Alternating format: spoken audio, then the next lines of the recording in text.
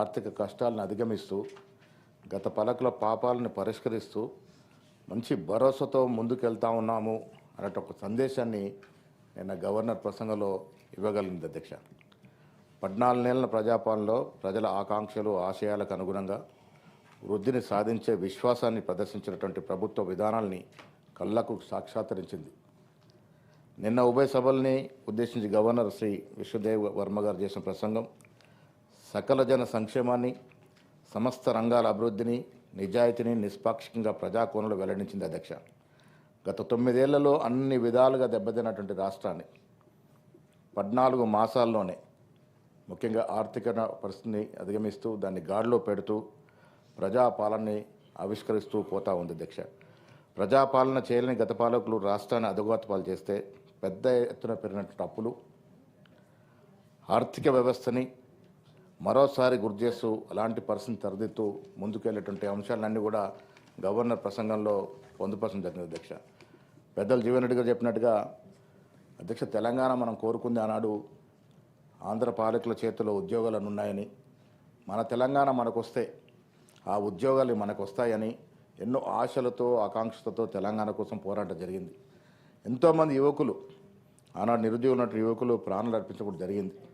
కానీ ఏమైంది అధ్యక్ష, 10 ఏళ్లలో ఉద్యోగాలు ఊసే తీయకుండా వాళ్ళు 10 ఏళ్లలో ఇచ్చినటువంటి ఉద్యోగాల సంఖ్య 55,000 దాటలేదు అధ్యక్ష. అంటే సగటున సంవత్సరానికి 5,000 కూడా ఇయ్యలేనట్టు పరిస్థితి. దానికి యుద్ధంగా ఇవాళ కాంగ్రెస్ ప్రభుత్వం 2023లో అధికారంలోకి వచ్చిన తర్వాత దాని ప్రాముఖ్యతనిస్తూ 9 మాసాల్లో అధ్యక్ష, నిన్న ఇచ్చిన ఉద్యోగాలకి అదనంగా 9 మాసాల్లో వివిధ రంగాల్లో 56,000 ఉద్యోగాలు ఇచ్చిన ఘనత కాంగ్రెస్ పార్టీది అధ్యక్ష. పెద్దలు జీవన్ రెడ్డి గారు చెప్పిన ఒక రాష్ట్రంలో 15,000 ఉద్యోగాలు ఇస్తేనే యావత్ దేశమంతా ఇలా పేపర్లో అడ్వర్టైజ్మెంట్ సందర్భం. కానీ కాంగ్రెస్ పార్టీ ఇక్కడ చిత్తశుద్ధితో ఈ ప్రభుత్వం తెలంగాణ ఏదైతే దేనికోసం కోరుకున్నో, ఏదైతే ఆశలు ఆకాంక్షలు కోరుకున్నో దాన్ని పూరిస్తూ 56,000 ఉద్యోగాలు ఇవ్వడం అనేది చరిత్రాత్మక ఉద్దేశం. అదే గ్రూప్ 1 ఉద్యోగాలు మాన్యశ్రీ మాజీ ముఖ్యమంత్రి కిరణ్ కుమార్ రెడ్డి గారు ఉన్నప్పుడు సమైక్య ఆంధ్రప్రదేశ్లో వారిచ్చిన గ్రూప్ 1 ఉద్యోగాలు 300 చిల్లర అధ్యక్ష.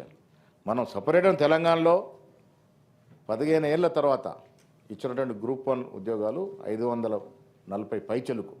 ఇది గొప్ప అధ్యాయం అధ్యక్ష రాష్ట్రంలో. అదేవిధంగా రైతు రుణమాఫీ ప్రతిపక్షాలు చాలా విధాలుగా మాట్లాడుతున్నారు అధ్యక్ష. వాస్తవాల్లోకి వెళ్తే విడతల వారీగా ఊరిస్తూ ఇచ్చినటువంటి రుణమాఫీ 10 ఏళ్లలో అధ్యక్ష, 10 ఏళ్లలో 20 నుంచి 30 కోట్లు ఉండొచ్చు. కానీ కాంగ్రెస్ ప్రభుత్వం వచ్చినటువంటి మొదటి సంవత్సరంలోనే అధ్యక్ష 20,600 కోట్ల పైచలుకు రుణమాఫీ చేసి దాదాపు 25 లక్షల రైతు కుటుంబాలను ఆదుకోవడం జరిగింది అధ్యక్ష. ఇదో బహత్తరమైన కార్యక్రమంగా చెప్పుకోవచ్చు అధ్యక్ష. రైతు భరోసా గత ప్రభుత్వంలో కూడా ఇచ్చారు. దాన్ని కంటిన్యూ చేస్తూనే దానికి అదనంగా భూములు లేని నిరుపేదలకు కూడా ఇందిరమ్మ ఆత్మీయ భరోసా కింద వారికి కూడా 12,000 ఇవ్వడం అనేది ఈ రాష్ట్రంలో మొదటిసారి అధ్యక్ష. దాంతోపాటు ఉచితంగా బస్సు ప్రయాణం కాంగ్రెస్ పాలిత కర్ణాటకతో సహా తెలంగాణలో ఉంది అధ్యక్ష. ఆ సదుపాయం కొన్ని కోట్ల మంది ఈ ఉచిత సదుపాయాన్ని వల్ల వాడుకుంటూ ఉన్నారు. అన్నిటికీ మించి అధ్యక్ష, ఇన్నోవేటివ్గా ఈ రాష్ట్ర ప్రభుత్వం విద్యాపరంగా వైద్యపరంగా మన వైద్యాన్ని చూసాం అధ్యక్ష. గత పాలకుల సమయంలో కొన్ని ప్రైవేటు ఆసుపత్రులు 1కి 4 అయ్యాయి తప్ప ప్రైమరీ హెల్త్ సెంటర్ మొదలుకొని మనకు ప్రతిష్టాత్మకమైన నిమ్స్, ఉస్మానియా వరకు కూడా ఎక్కడ కూడా వారు నిధులు ఇచ్చి ఆదుకున్న పాపాన పోలే అధ్యక్ష. ఇవాళ ఈ ప్రభుత్వం వచ్చిన తర్వాత పిహెచ్సి మొదలుకొని నిమ్స్ వరకు ప్రక్షాళన చేస్తూ నిధులు ఇస్తూ దాన్ని పరిపూర్ణంగా బలోపేతం చేసే ప్రయత్నం కాంగ్రెస్ ప్రభుత్వం చేస్తూ ఉంది అధ్యక్ష. దాంతోపాటు స్కిల్ యూనివర్సిటీ, స్పోర్ట్స్ యూనివర్సిటీ అధ్యక్ష. ప్రభుత్వ పరంగా నేను కరాటే స్పోర్ట్స్ మ్యాన్ ఉన్నాను కాబట్టి ప్యారిస్ వెళ్ళడం జరిగింది అధ్యక్ష. ప్యారిస్లో అడుగడుగున నిరాశ అధ్యక్ష. భారతదేశం ఎక్కడ కూడా మెడల్స్ కొట్టలేని పరిస్థితి.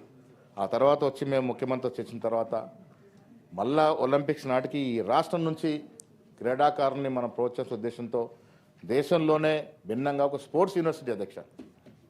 ఇవాళ స్పోర్ట్స్ డిపార్ట్మెంట్కి గత పాలక టైంలో జీతాలు ఇచ్చే పరిస్థితి లేకుండా అధ్యక్ష.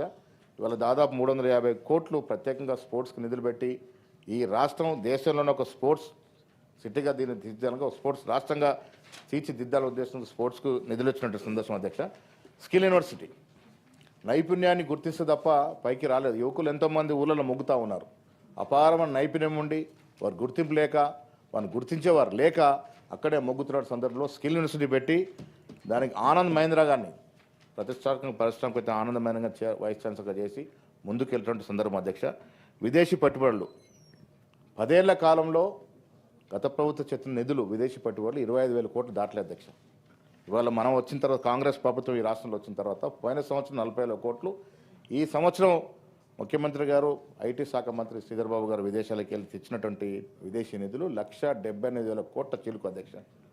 విదేశీ పెట్టుబడి రావాల్సిన అవసరం ఈ రాష్ట్రంలో ఉంది అధ్యక్ష. ఆ దిశగా పోతున్న సందర్భం. వ్యవసాయపరంగా అధ్యక్ష 2.60 లక్షల టన్నుల యొక్క వరి సమైక్య ఆంధ్రదేశంలో కూడా మనం వరిలో ప్రాముఖ్యంగా ఉన్నాం. సపరేట్ అయిన తర్వాత కూడా దేశంలో మిన్నగా 2.60 లక్షల వరి ధాన్యం పండిస్తూ ఉందంటే ఇది దేశానికి ఒక గర్వకారణం అధ్యక్ష. ఆ దశగా రైతులకి ప్రభుత్వం సహకారం అందిస్తూ ఉంది, వెసులుబాటు ఇస్తూ ఉంది. రైతు రుణమాఫీ చేసినాం, రైతుకి వందిస్తూ ఉన్నాం. అన్ని రకాలుగా ప్రోత్సాహం ఇవ్వడం వల్ల వరి ధాన్యం పంటలో మనం రాష్ట్రం దేశంలోనే అగ్రగామిగా నిలిచినటువంటి సందర్భం అధ్యక్ష. చెప్పుకుంటూ పోతే చాలా కార్యక్రమాలు అధ్యక్ష. ప్రజలకు ఏవైతే మేము ఎన్నికలకు ముందు అది వరంగల్ డిక్లరేషన్ కానీ ముఖ్యంగా కామారెడ్డిలో బీసీ డిక్లరేషన్ నేనే ప్రవేశపెట్టిన అధ్యక్ష. ఇవాళ నా భూతో నా భవిష్యత్ దేశ చరిత్రలో స్వాతంత్ర భారతదేశ చరిత్రలో కుల సర్వే జరపడం అనేది ఒక చారిత్రాత్మక అధ్యాయం అధ్యక్ష. ఏ రాష్ట్ర ప్రభుత్వం కూడా చేయలేనటువంటి సాహసం ఇవాళ కాంగ్రెస్ ప్రభుత్వం చేపట్టింది. బీహార్లో కర్ణాటకలో కుల సర్వే జరిగినప్పుడు కూడా అధికారికంగా టేబుల్ చేయలేని పరిస్థితి. ఇవాళ కుల సర్వే చేయడమే కాకుండా దాన్ని టేబుల్ చేసినటువంటి పరిస్థితి. ఆ ఘనమైన చరిత్ర చేస్తారండి. క్రమశిక్షణ అనేది ఉంటుంది కదా, అందరికి వర్తిస్తుంది. మీ పార్టీ పరిస్థితి ఏమో తెలియదు కదా, మా పార్టీలో వర్తిస్తుంది. మా మిత్రుడు మా పక్కనే ఉన్నాడు, మాకేం బాధ లేదు, అన్నీ ఉంటాయి. మీరు 10 ఏళ్లలో అధ్యక్ష 10 ఏళ్లలో అధ్యక్ష మీరు ఎంత పెద్ద బోగా సర్వే చేశారంటే అధ్యక్ష, సకల కుటుంబ సర్వే అని అధ్యక్ష, సకల కుటుంబ సర్వే అని ఒక్క నిమిషం వినండి. విన్న తర్వాత మీకు కూడా మాట్లాడే అవకాశం వచ్చినప్పుడు డెఫినెట్గా చెప్పండి. సకల కుటుంబ సర్వే అని అధ్యక్ష నేను ఢిల్లీ నుంచి ఆగమేఘాల నుంచి నిజామాబాద్ వైపు సమగ్ర కుటుంబ సర్వే SKS ఢిల్లీ నుంచి ప్రొద్దున ఫ్లైట్లో వచ్చి నిజామాబాద్ వెళ్ళి నేను నామోదు చేసుకున్న అధ్యక్ష. ఏమైంది అధ్యక్ష? ఎటుపోయింది మీ చర్చది? ఆగమేఘాల మీద ఒక సెన్సేషన్ సృష్టించి దేశవ్యాప్తంగా ఒకే రోజున సర్వే అని అది బోగస్ సర్వే కదా అధ్యక్ష? ఏ రకంగా చేసినారు, ఏ రకంగా నామోదు చేసినారు? ఒక్క రోజులో చేశారు మీరు. పోనీ అదని టేబుల్ చేశారంటే కేసీఆర్ కుటుంబ సభ్యుల వద్ద పెట్టుకున్న దాన్ని బయట టేబుల్ చేయకుండా బయట ఇవ్వకుండా ప్రభుత్వ సొమ్ముతో చేసిన సర్వేని మీరు మీ దగ్గర ఎట్లా పెట్టుకున్నారు అధ్యక్ష? ఇలా నిష్పాక్షకంగా చాలా సూక్ష్మకంగా ఎంతోమంది ఎంప్లాయీస్ని ఎమర్జ్ చేసి మనం ఇలా సర్వే చేయగలిగినాం అధ్యక్ష. అన్నిటికి మించి అధ్యక్ష ఒక ఓబీసీ నాయకుడిగా ఈ దేశ చరిత్రలో ఈ రాష్ట్రంలో 56% బీసీలు ఉన్నారని ఒక అఫీషియల్ డాక్యుమెంట్ ఇవ్వగలిగినాం అధ్యక్ష. ఇది గొప్ప విషయం అధ్యక్ష. దేశ చరిత్రలో ఎక్కడ జరగలే 56% బీసీలు ఈ రాష్ట్రంలో ఉన్నారని అధికారికంగా డాక్యుమెంట్ ఇచ్చిన ఘనత కాంగ్రెస్ పార్టీ అధ్యక్ష. ఏ రాష్ట్రంలో జరగలే. ఇక్కడ బీజేపీ సభ్యులు ఉన్నారు, వారి ద్వారా నేను రిక్వెస్ట్ చేస్తూ ఉన్నాను, దేశవ్యాప్తంగా రేపు జరగబోయే సెన్సస్లో కాస్ట్ను జోడించండి. మీరు నిజంగా చిత్తశుద్ధి ఉంటే, బీసీల పట్ల ప్రేమ ఉంటే మీరు జోడించి ఆ దశగా చేసే ప్రయత్నం చేయాల్సిందిగా అధ్యక్ష మీ ద్వారా వారికి విజ్ఞప్తి చేస్తూ ఉన్నాను. మీకు చిత్తశుద్ధి లేరు, మీరు చేయలేకపోయినారు, మేము చేస్తే హర్షించరు, దాంట్లో తప్పులు ఎత్తికిచ్చే ప్రయత్నం చేస్తూ ఉన్నారు అధ్యక్ష. ఎవరైతే కుల సర్వేలో పాల్గొనలేదో మాజీ ముఖ్యమంత్రి కానీ ఇతరతర పెద్దల కోసం రెండోసారి కూడా అవకాశం ఇచ్చాం అధ్యక్ష. మీకు ఎక్కడ చిత్తశుద్ధి ఉంది అధ్యక్ష? నిజంగా చిత్తశుద్ధి మీరు నామోదు చేసుకోవాలి కదా సర్వేలో. ఎందుకు చేసుకోలేకపోయినారు? ఇంత ఆలస్యత్వం, ఇంత నిర్లక్ష్యం ఎందుకు అధ్యక్ష? ఇది ప్రజల కోసం, ముఖ్యంగా రాష్ట్రంలో ఉన్నటువంటి ప్రజలందరూ కూడా